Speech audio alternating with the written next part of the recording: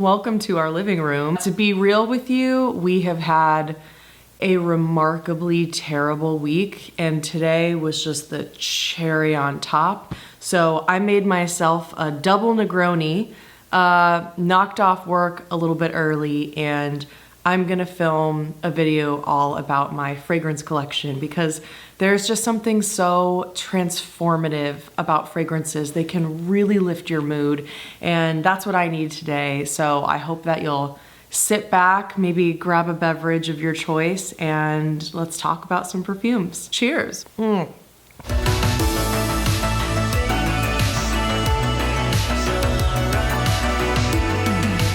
Like I said, the week has not been great, so I'm probably gonna swear a little bit in this video, just a heads up if you've got children or sensitive little ears. Listen, I'm gonna be profesh about this video. I brought some coffee out so I can sniff some coffee grounds in between fragrances, really keep the nose fresh. And what I've done is I've broken down all of my fragrances into 4 loose categories. We have smoky woody, we have fruity and green, beachy and fresh, and lastly, gourmand. And I'm not even getting into the massive collection of other fragrance samples I have that I really just don't like or haven't even tried yet. I do buy fragrance samples from third-party resellers.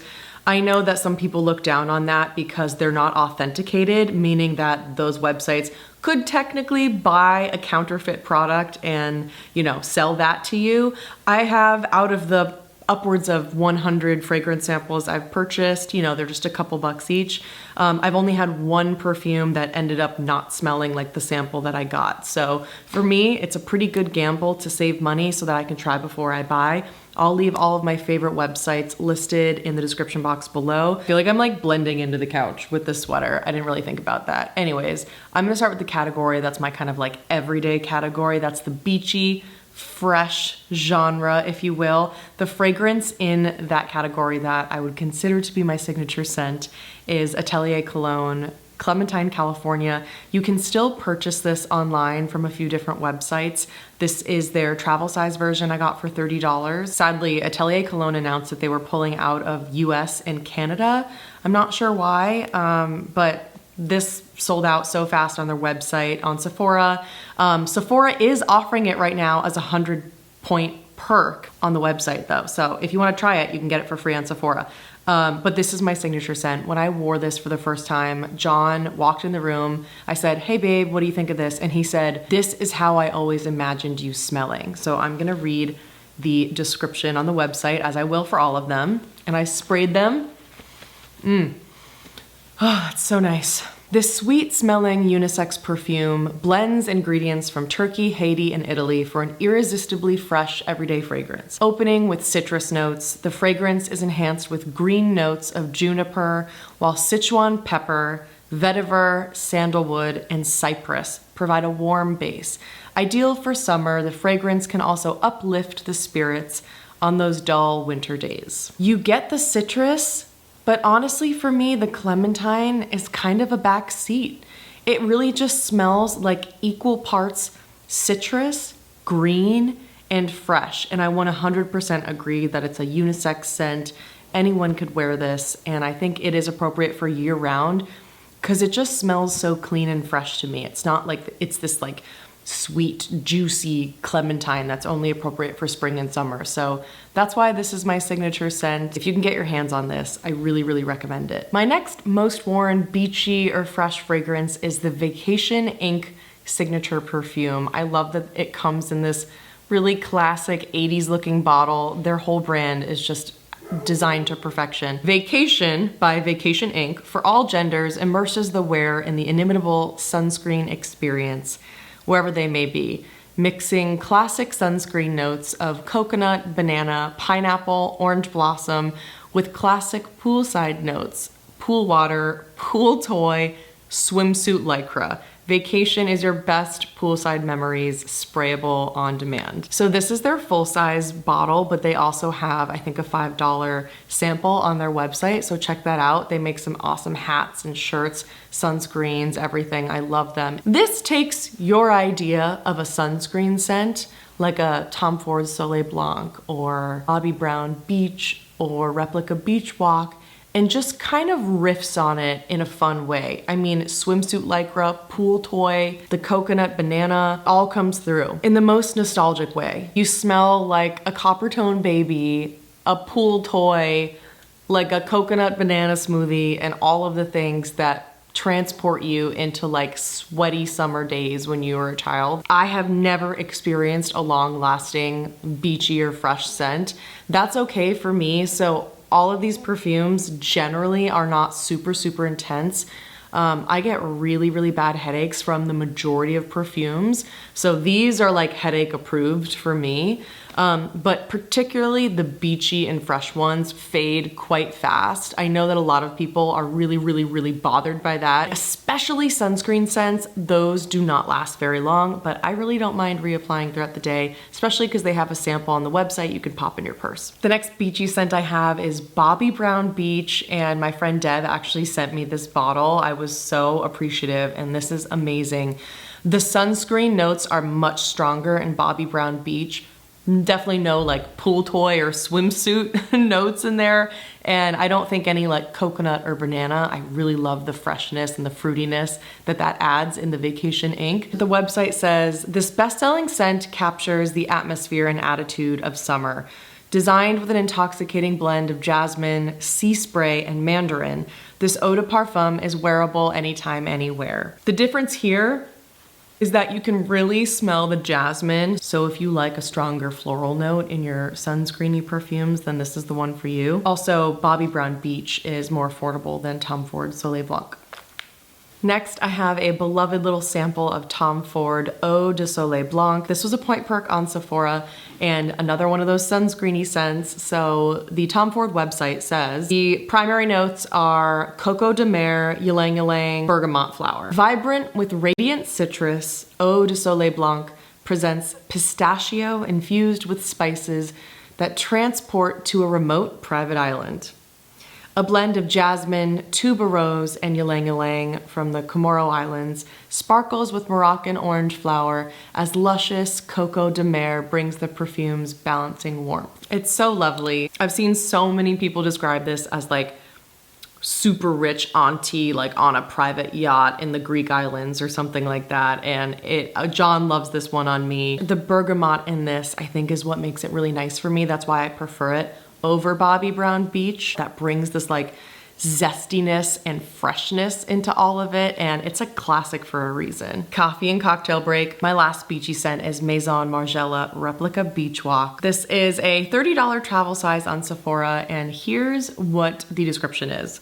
A fresh scent inspired by salty air and rays of sun, where bergamot and pink pepper fuse with lemon atop a floral perfume of heliotrope, coconut milk, and musk. Beach Walk, along with Vacation ink, there is just something about the creaminess of the coconut that rounds out the citrus notes and the floral notes and that sunscreen scent to really give me like a true summer experience. I'm not a floral person, and so I just think that having that creaminess of the coconut really warms everything up for me. I just love Beach Walk. Two more perfumes in the fresh category. We have, oh no, Maison Margiela Replica Bubble Bath. This is a kind of fragrance where I have to be in the mood for it. It smells like bubble bath, like literally just smells like bubble bath. So the fragrance description is, this fresh floral perfume contains aromatic soap bubble accord, accented by the soft floral scents of rose, super essence, jasmine, and lavender. The clean, fresh scent gives way to a grounding musk perfume, and subtle coconut is revealed, melting into the skin with delicate creaminess. Obviously, I like my coconuts, what can I say? I don't really smell a ton of floral notes in this, but it smells like that classic bubble bath you had as a kid. You know what I'm talking about, right? But with a little bit of rose and a little bit of coconut. It's so nice. Sometimes when I wear this, if I overspray, John will tell me I smell metallic. I think that's from the soapiness, and I totally get that. But just like a little bit dotted on my wrists and then on my neck and then on my sort of elbow crease, I don't know what that's called, just makes me feel so clean and so fresh and comforted. It's really just such a wonderful option, and You know, that's why Replica is one of my favorite fragrance houses, because I love that they come in these $30 travel sizes. It's perfect. I can take it with me everywhere. I think this is a great option. Okay, the last fragrance we have in the fresh category is a little sample I have. It's DS & Durga Rose Atlantic. I purchased this from the DS & Durga website. You can create like a mixture of like 5 samples for $50, I think. That's how I was able to fall in love with so many of their perfumes. DS & Durga is super underrated, and Rose Atlantic is really beautiful. DS & Durga has extraordinarily long fragrance liner notes that kind of tell a story for each scent, but I'll keep it brief and I'll just say the shortened version, which is spritzers aboard the famous salt spray rose, Sinatra's summer wind, dune grass in the distance, rose hip, the white lighthouse. So top notes are bergamot, petals, and lemon oil. Heart notes are linden, rose accord, and dune grass. Base notes of muscone, salt water, and white moss. One of my favorite things about DS & Durga is they have a Spotify playlist for every single fragrance they create.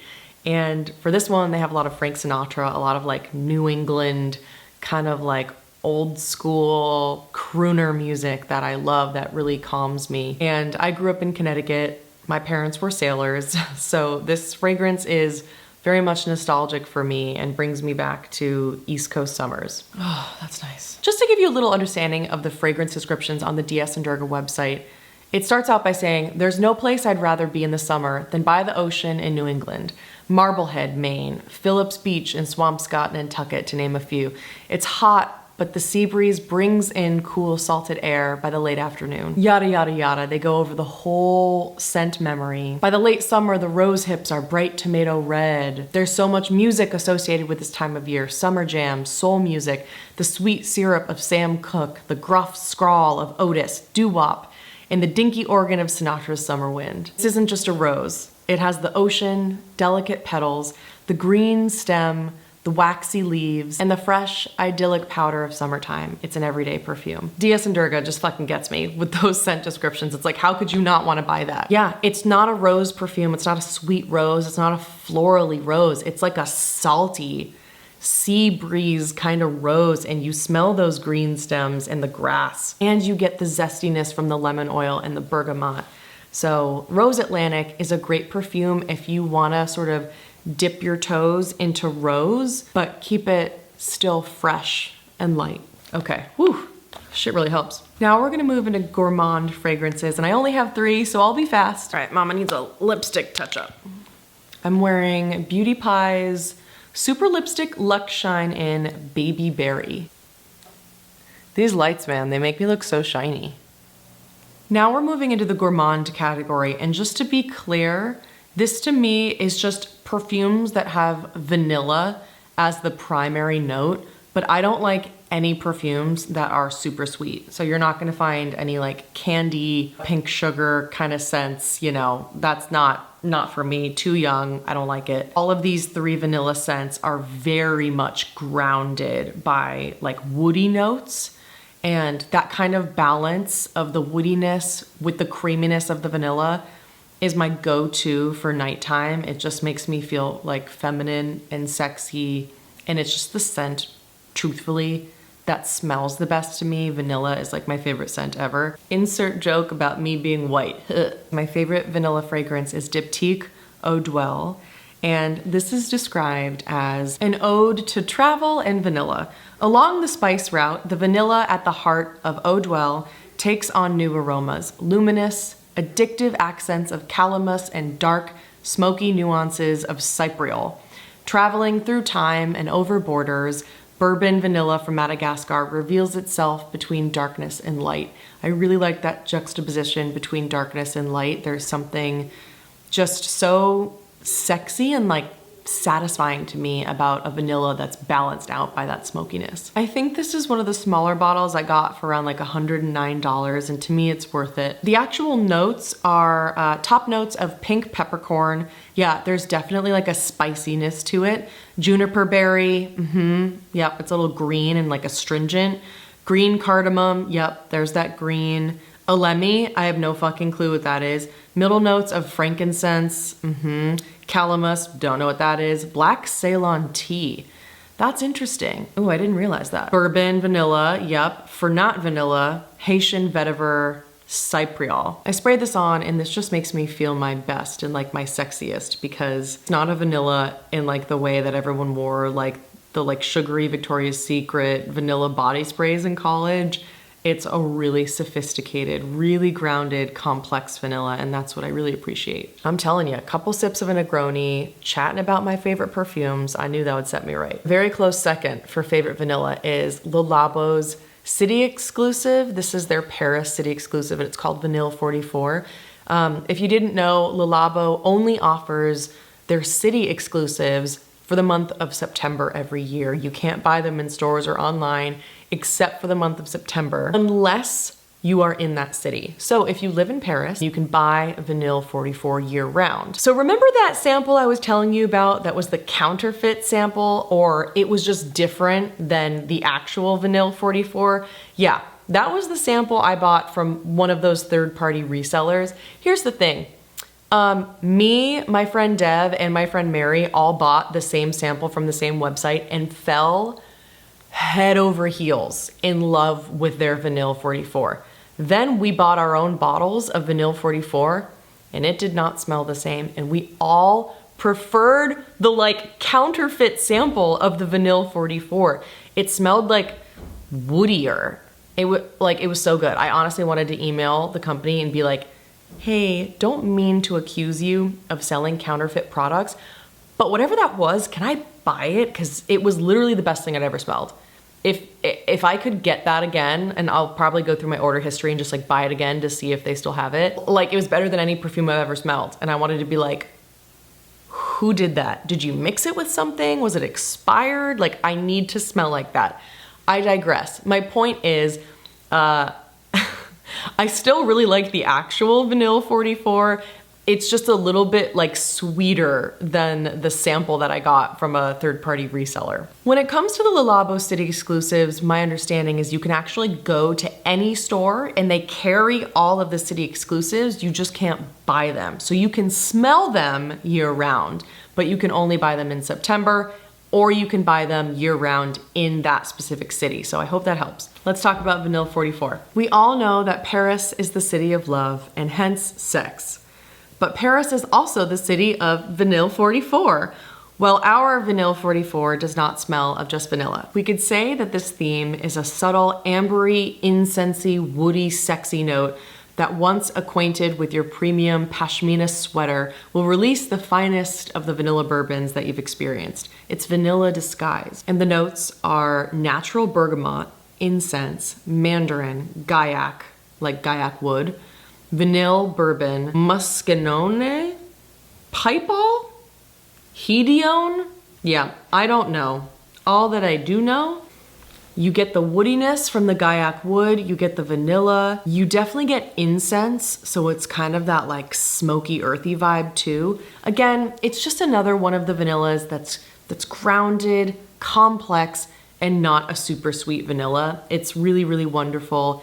During the month of September, if you can buy a sample or if you can go smell at a Labo, I think it's a really great option if you're interested in a more sophisticated vanilla. The final perfume in the Gourmand category, which really should just be called vanilla, is Dyad's Perfume Oil in Highs and Lows. First of all, I freaking love that this is a perfume oil. So it's just a roll-on, which is amazing. You could just carry it in your purse, roll it on. You don't have to worry about overspraying. I would so much rather have a roll-on because I have more control. And if you haven't seen some of my videos before, Dyad is one of my favorite luxury candle companies. Their candles are so beautiful. They come in this ceramic white painted vessel with this beautiful Dyad logo. Scents are incredible, and they more recently came out with perfume oils. And this is only $38. Dyad is actually owned by the Garceau twins, who have their own YouTube channel here, and I will link them in the description box. So the description is, Highs and Lows is a deep and sweet fragrance with notes of vanilla,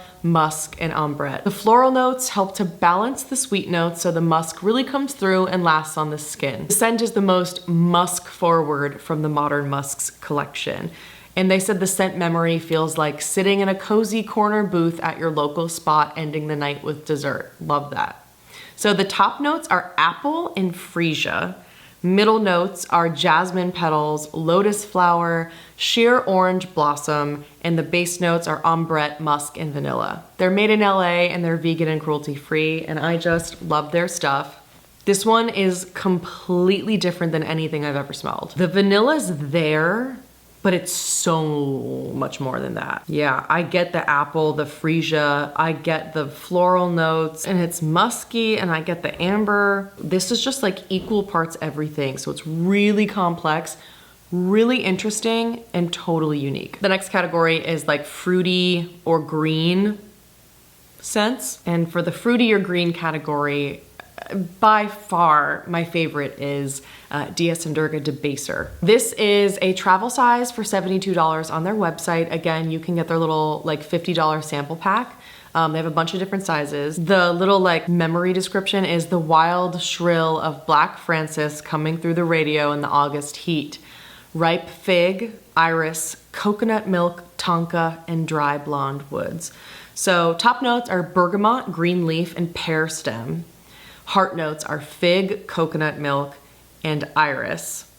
Base notes are blonde woods, tonka bean, and moss. It's fruity, it's green, it's juicy, and it's creamy. It's everything I want in a spring and summer scent. So really this is based on the Pixies song Debaser, and so the liner notes say, music is essential to life.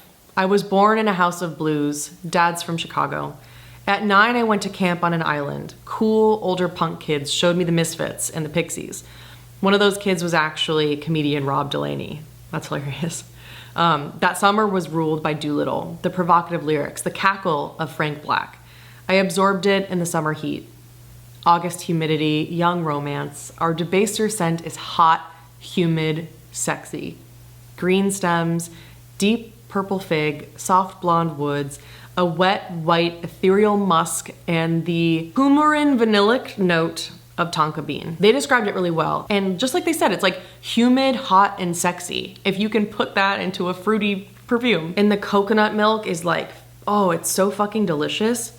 And that fig is like ripe and juicy, and you got the green stems, but it's a little musky too, so it's like skin-like. This video needs like a PG-13 rating. Man, if you want a fruity scent that is like sexy and not super sweet, and it's balanced out with some green and fresh notes and a little bit of creaminess and muskiness. Oh man, Debaser I think is just such an underrated one. I never see anyone, and I follow a lot of influencers, I never see anyone talk about Dias & Durga, and they make some of my favorite fragrances, especially the fact that they have perfume oils for $72. It's like awesome, plus the sample packs and the playlist. It's just the perfect balanced juicy, fruity scent that's not sweet. Oh God, I love this. Okay, a close second though. So my best friend Michelle wore the Diptyque L'Ombre dans l'Eau perfume. It's when we were here just for the 4th of July weekend. And she walked by me and I was like, what are you wearing? What the fuck are you wearing? You smell so fucking good. Holy shit.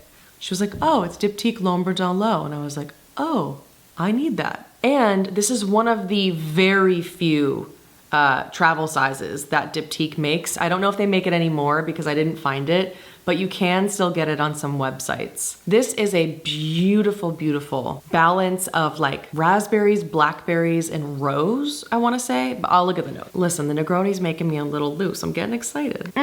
I forgot. Diptyque L'Ombre dans l'Eau is actually their perfume version of their famous Bay candle. I believe it's pronounced Bay. It's the French word for berries. Bay? Bay? Bay? I don't know. Here's the description. Telling the story of daydreams, a calm river, a summer slumber under a weeping willow, roses and black currant berries gathered into a perfume. The herbaceousness of black currant leaves, the acidulated fruity accents of buds, and the floral intensity of the rose, a nature-filled moment to savor. Delicious. Yeah, so it's like rose, black currant buds and leaves, and petitgrain. It's perfect. It's juicy, it's floral, It's not super sweet. I think they have an eau de parfum and an eau de toilette, and I believe that this is the eau de toilette that I prefer. The next one I have is Byredo Pulp. This is a little sample that I got on a third-party reseller website, no judgment. Everybody always talks about Pulp, but I believe that Debaser deserves more credit as like the sexiest, best summer fruity scent. It's just that when it comes down to me reaching for a perfume, I'm gonna choose Debaser over Pulp any day. Also because Byredo is just very like played out. You know, you could go into a store, a bar, whatever, and smell someone wearing Byredo, but you probably aren't gonna smell someone wearing DS and Durga. And I like fragrances that are a little bit less known, but this is really beautiful. So the website says, in Pulp, a compilation of exotic and Swedish influences create an international fruit basket, a dramatic composition focused on the idea of ripe, sweet, shapeless mass of fruit, an unruly and intense savor. The top notes are bergamot. I don't know if you can tell, I really like bergamot.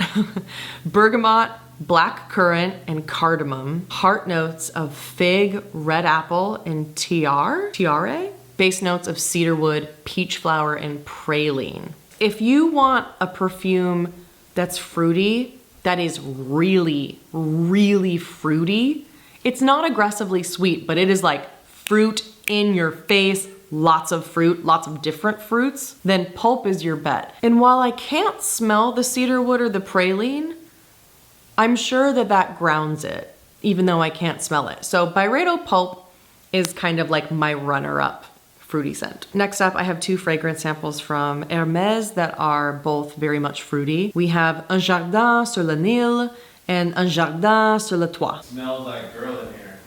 Sorry, it's a perfume video. I understand that. Smells like perfume upstairs too. Oh no. Okay. Well, I'll air it out afterwards. No, okay, that's not that thing. So if you like a sort of fresh fruity scent that isn't very overwhelming and is super balanced, I really like the Hermès Un Jardin sur le Nil, and it's a green mango. And I really can only smell the green mango, but it also says that it has lotus and sycamore wood. I'm actually gonna put it on my wrist because I'm not wearing anything. Both of the Hermès Jardin fragrances I have, I believe they have 3, but I only liked 2 out of the 3. They're similar, but this one is more green mango, and then Sur le Toit is more green apple. And it's very simple to me, just like a little bit of woodiness, some green freshness, and some green mango. And the description is a garden full of life, generous and sparkling, where the scents of green mango, lotus blossom, and rush blend with incense and sycamore wood. Then we have Un Jardin sur le Toit. It's just like it hits you with a green apple that's really nice. It's just more like zingy. It's like green apple, you know? It's rather than like the green mango from Un Jardin sur le Nil. That one, it's like woody and green and mango, it's nice, but Sur le Toit, I just think there's something special about the sourness, the tartness of the green apple that comes through. And the description is simple, a garden of feasting and joyfulness where apple trees overhang wild grasses. There you go. It's like green apple, grass, and also it says pear tree. Also, I really like mixing the two, throwing in that green mango with the woodiness in the two of them. Now that is a winner. Hi Thumper! Hi, I love you. Those are all my favorites in the fruity or green category. I have 3 runner-ups that I really, really enjoy, but I just don't reach for on a daily basis. Diptyque Philocycos is awesome, super green. And it's a fig scent, but I just much prefer Debaser. The description for Philocycos is the memory of a Greek summer at Mount Pelion, where to get to the sea, there was a natural grove of wild sun-soaked fig trees to cross through. Philocycos is an ode to the entire fig tree, the green freshness of the leaves, the milky flavor of the figs, underpinned by the woody density of the tree. So the notes are like fig leaves, fig tree sap, fig tree wood, and black pepper. This is just a little more unisex than Debaser because this is very green. I don't even really smell much of the fig if I remember. Much more green, much more woody, not as juicy, ripe, hot summer day, more like, yeah, the entire fig plant. So if you want something that's less sweet, less juicy, then I think Philocycos, you know, it's a favorite for a reason. A lot of people really love this one. I love Jo Malone Blackberry and Bay, but I don't like the dry down. Like the initial scent to me is perfection. It's just the dry down I don't love. So I'll just explain why. It says, childhood memories of blackberry picking, a burst of deep tart blackberry juice blending with the freshness of just gathered bay and brambly woods, vibrant and verdant. So it's blackberry, bay leaves, and cedar wood. There's something about the combination of those three that makes this a very wintry, cold, fruity scent. Oh no, I got it on my nose. Shit.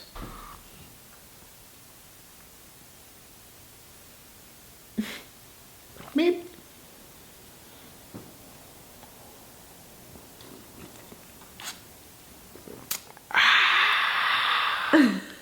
So blackberry and bay, really interesting one. The bay leaves really make it a little bit more fresh and herbaceous, and then it's grounded out by the wood. Fades incredibly fast, like faster than my beachy scents. Also, there's like a floral note that comes in on the dry down that I don't like. If it always smelled the way it smelled when you first apply it, I would love it. Yeah, the initial scent is amazing, but I feel like the blackberry fades really fast and I'm left with something floral and like herbal, but I know a lot of people really swear by it, so it's a runner-up. Okay, the last one is a fragrance I can never remember what it smells like. It's a runner-up, so I don't use it a ton, but I still really like it. And it's Dias and Durga Coriander. It's another super, super green, fresh scent. So coriander is described as sparkling leaf cubeb, green pepper, and cracked Ukrainian coriander seed.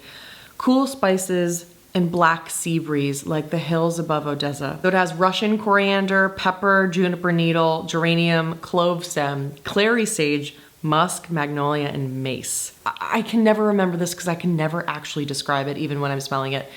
So I'll just read the liner notes. It says, coriander is cool. It is a spice, but it is cool. When we think of spices, we think of warmth.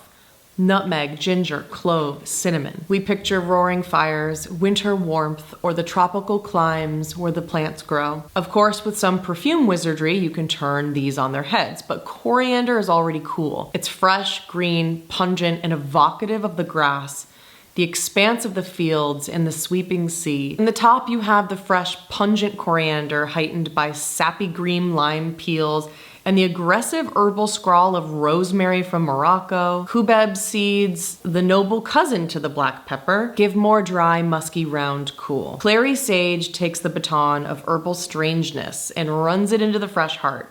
There in the heart is radiant ether, aquatic materials, and ubiquitous ambery cool of Isoe Super and Co., along with the rich hay-like absolute of lavender. The base of green moss and unctuous musks hold together the lasting, fresh cool of cool spice. It's an everyday scent, light enough to meld with skin and project its presence with a subtle aura, fresh but unique with its pungent green atmosphere.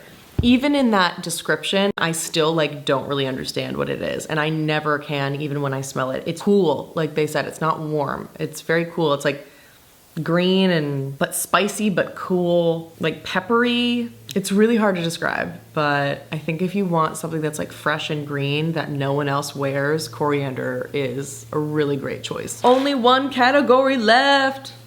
As with every category of perfume, I'm gonna start with my fragrance signature. I'm also a little drunk. Final category is sort of smoky, woody, slightly more masculine scents. A scent that almost made me cry when I first smelled it is Diptyque Orpheon. I've never heard anyone talk about this ever.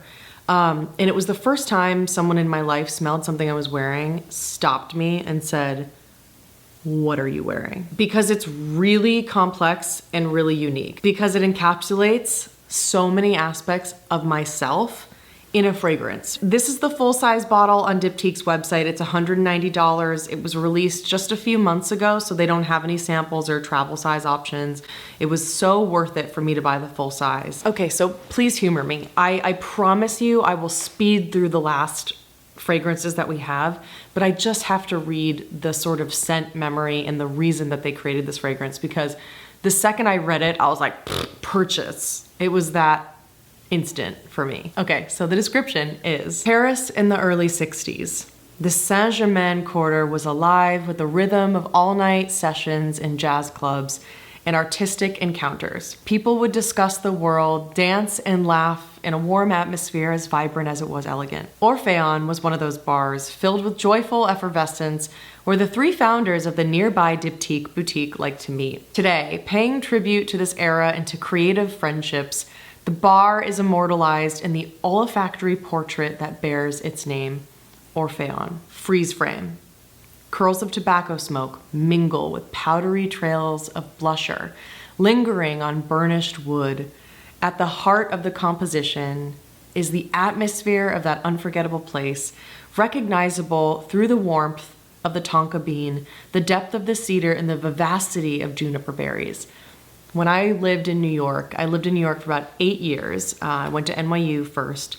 4 years at NYU, and then I lived in New York for an additional 4 years. Throughout college and a little bit after, I worked at a bar in Union Square called Lily's. Lily's was this like Irish bar and restaurant with a really beautiful, kind of like ornate design. I'm not sure how I would call it actually, but it was a really beautiful space. That's where I met my first roommate in New York. She was also a waitress there, Stephanie, and we became fast friends, and we just like frolicked around New York together, and we just, like, Lily's was the start of my New York love experience because I didn't have a great time at NYU. So it really kind of started when I was cocktail waitressing at this bar, Lily's in Union Square. The description of Orpheon like really reminds me of that experience. It's like going outside and hanging out with people, taking smoke breaks. The trails of blusher, because makeup at that time was really becoming like a huge passion of mine, though I wasn't doing any like content creation. And there's just this woodiness and this smokiness that just like takes me back to my young New York years. And it's so nostalgic for me. I get emotional when I'm talking about it because like really that's what this like smells like, my coming of age in New York. And I just love that this was based on an actual memory, an actual event of the three founders of Diptyque meeting at the bar Orpheon. And what's so fun is like, I don't know if you ever saw the show Sweet Bitter, but it's based on a high-end restaurant in Union Square. And all those people, after getting off of their shift at the restaurant in Union Square, would come hang out at Lily's or would go to the bar next door that we would use to get like super shitty at. So I love that that memory is also kind of my memory in New York. That period of time in New York for me was when I was dating a lot of unsavory musicians. I was just like having a blast, frolicking around New York like without a care in the world. It was such a special time, and at the time I didn't know it because I was broke. I had no idea what I wanted to do with my life. I was stressed. I was embarrassed that I had no career. But looking back, I just wish I could go back for like one more night when I was like 21 in New York working at this bar. And this scent kind of takes me there for a moment. The Diptyque website says that this is fresh, floral, sensual, and woody, and gender-free. And I definitely agree with that. There's like smoke, woodiness, and it's the only powdery fragrance I've ever enjoyed. I don't like powdery scents. It's like not my thing.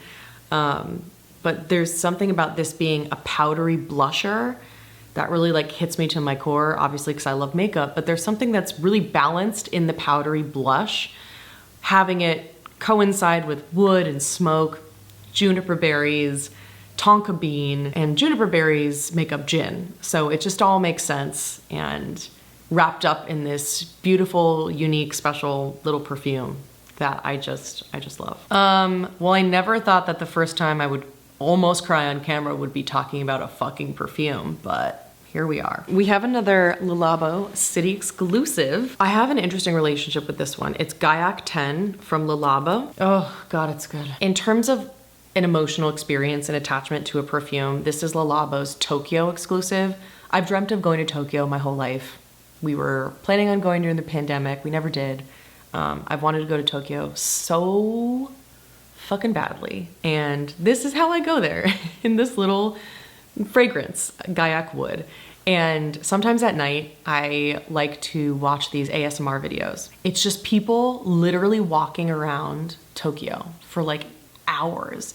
They just have like a steady cam on their chest or their head, and they just walk around Tokyo in the rain or the snow or on a sunny day, I spray this on me and I watch the Tokyo walking tour ASMR videos, and I feel like I'm finally there. Can you tell that I've been drinking a little bit? Because I'm like, here's my life. So the description is Gaiac 10 Tokyo by Labo is a woody fragrance for women and men. Gaiac 10 was launched in 2008, features musk, Gaiac wood, cedar, and olibanum. Very, very, very woody. But there's also 4 different types of musks, and there's incense. And so it's just like sensual. It's just so sensual and so simple. So I really like smelling this on John because it's like super, super, super woody and musky. It does lean a little more masculine to me, although I'm sure that this is totally unisex. It's the kind of thing that I just love smelling on other people. Another Labo City exclusive, unfortunately. This is Poivre 23, which is pepper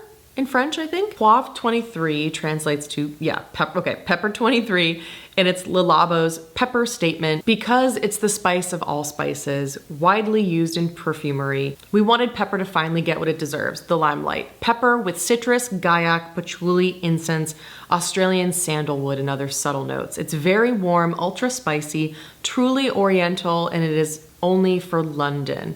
Do we say oriental now? I don't think that's good. I don't think we say that. Anyways, the notes are labdanum, incense, patchouli, Gaiac wood, pepper bourbon, Australian sandalwood, vanilla, styrax resin. What I like about Poivre 23 is that it has the Gaiac wood and the vanilla. So it's kind of like a cross between my beloved Vanilla 44 and my Gaiac 10 from Labo, but with this spiciness of pepper, earthiness of incense. And it's not for everyone. I recommended this to my friends and they didn't like it, but you know, it's intense, it's spicy. Yeah, oh God, I love it though. It's Gaiac 10 Vanilla 44, pepper with incense. It's really interesting. I think Poivre 23 is really underrated from Labo. My next favorite is Byredo Bibliothèque, and this is a really interesting one because I have the fragrance, just this little sample, and I have the candle. I don't like it on me, but I fucking love smelling it. I don't know what it is about it. The candle is actually a little too strong, so I never light it, but I love to just occasionally go and smell it. I just wish it weren't such a strong scent. Like the Byredo candles, I own a bunch of them. They're just like far too strong for me. Bibliothèque is really special, and I really like when John wears this. So Byredo says, one spray is enough to bathe the neck in the atmosphere of a world suspended in time. A world of old books, the scent of their leather-bound pages arranged on dark wood shelves. Bibliothèque is our most popular candle. Oh, okay. In response to endless requests, Bibliothèque is appearing as an eau de parfum. So the top notes are plum and cinnamon. The heart is leather and violet, and the base is birch woods, patchouli, and vanilla. The violet and the leather is very, very strong. It's just so interesting. I don't like violet in most fragrances. I usually actually feel nauseous when I smell perfumes with like a violet note, but this one's gorgeous. It's just like violet and plum and leather and wood and vanilla. In terms of transporting you into like an old library, I don't know that that's what this smells like. Like that, I feel like old libraries I've been to like don't smell this good. I feel like people would get a lot of compliments on this. For some reason, when I wear it, it gives me a headache, but I just love smelling it. Maybe if Byredo made like a very small candle of this, maybe that's my sort of sweet spot because it's so intense, but I just think it's so interesting. We got 3 more and I haven't even finished my Negroni. You should show the camera. No. Not yet. Get a little flex for the gals. A little flex for the gals. Did somebody say, Diesel?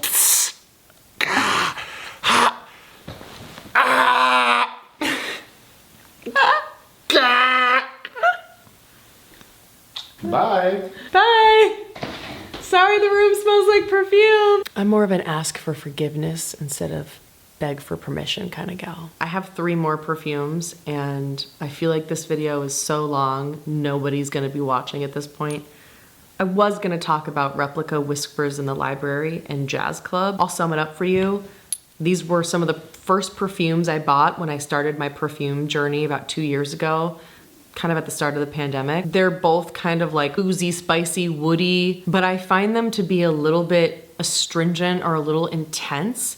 And both Jazz Club and Whispers in the Library do what Diptyque Orphéon do better for me. So I'm gonna skip talking about these because they're nice, but Orphéon I will reach for all the time over Jazz Club and Whispers in the Library. My last favorite in the sort of like smoky, earthy, woody category is Labo Santal 33. My friend Kevin is a really huge fan of Labo, and he bought this for me for Christmas, which was really sweet. So I'm gonna end this video with one final poetic reading from Labo. Oh yeah, God, that's good. Do you remember the old Marlboro ads? A man and his horse in front of the fire of a great plain under tall blue evening skies. A defining image of the spirit of the American West, with all it implied about masculinity and personal freedom. This man, firelight in his face, leaning on the worn leather saddle, alone with the desert wind, an icon so powerful that every man wanted to be him and every woman wanted to have him.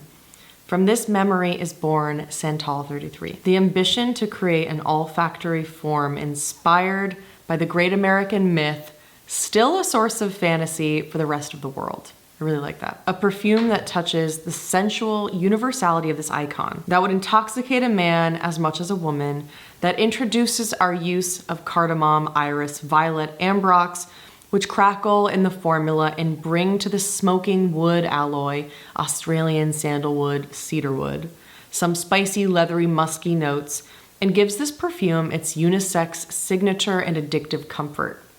Here is, in a few words, what Santal 33 is. An open fire, the soft drift of smoke, where sensuality rises after the light is gone. I'm done. What more could you want? So the primary notes in Santal 33, Australian sandalwood, cardamom, leather, iris, and ambrox. It's warm, it's musky, it's smoky, and it's sensual, 100% unisex. I understand why this is such an icon of a scent. I think everyone smelled this at this point. Surprisingly, I never thought I would want to wear something like that, but I do. I think it's a beautiful little cap to this video. This room smells overwhelming. Clearly this video was less for you and more for me. I've been having a tough time recently, and there's just something about reading the beautiful descriptions of a perfume that make me feel transported into happier times, into old memories that I love and new ones that I haven't even formed yet. I feel better, and if you made it this far, I hope you do too. Thank you for watching, and I'll see you in the next one. Cheers.